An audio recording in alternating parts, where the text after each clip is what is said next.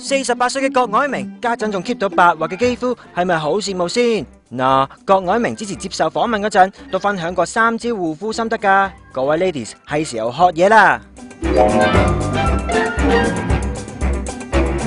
第一招中醫調理。郭藹明話，當年踏入3字頭，身體已經 feel 到有分別，去到4字頭仲覺得體能差咗。點解咁？佢除咗注重身體，間唔中仲會睇中醫調理身子㗎。第二招按季節轉護膚品，要 keep 住皮膚好，最重要嘅係用適合嘅護膚品。郭藹明話，夏天要用清爽同防曬度高嘅護膚品，秋冬天氣乾燥就要換可以滋潤皮膚嘅產品啊。第3招多飲湯水。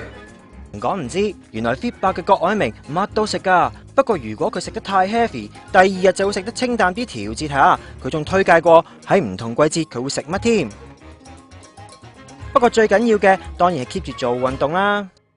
每個港人都各有夢想，你嘅夢想又係咩呢？明星奧運會將於8月4日舉行，想同明星一齊做運動，快啲報名參加啦！